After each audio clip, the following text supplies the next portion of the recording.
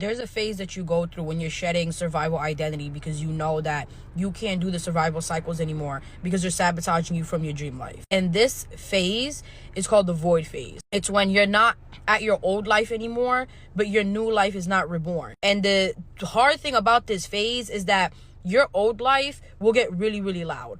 All of your biggest triggers, all of your biggest cycles, all of your biggest traumas will get really loud. And the reason why that this happens is because your nervous system, because you're shifting your identity from the inside, doesn't tolerate the shit that your old programming used to tolerate. Like toxic conversations, toxic petty comments, toxic people, old ways of being, like binge eating when you were stressed.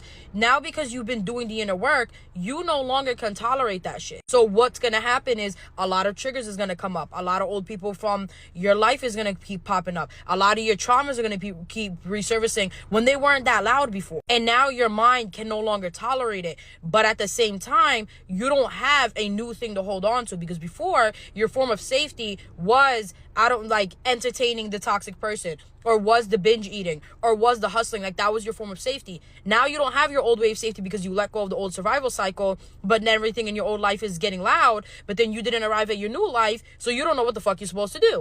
What I tell my clients when they're in this stage is the number one thing that you got to do in this moment is to stay regulated and to stay calm. Because when you stay regulated, you stay relaxed, as fucking hard as it is, you don't go back to the old survival cycle. Because you freaking out right now when things are getting triggering, but you don't know what you're supposed to latch on to, means that you're going to go back to survival. So keeping regulated proves to the universe, to God, that you are no longer going to go back to the old shit, no matter how much your life is testing you. Because it shows and it proves that the new programming is working, and you want to not backfire. Like, you don't want this to backfire in your face by doing something impulsively. Let the new programming settle. When you let it settle and it actually starts to download, after this stage, you're going to start having more energy to take more aligned action and actually build your goals from safety rather than building it from hustle before. Because now you're a completely new person, and then that's when you actually start to get the things that you've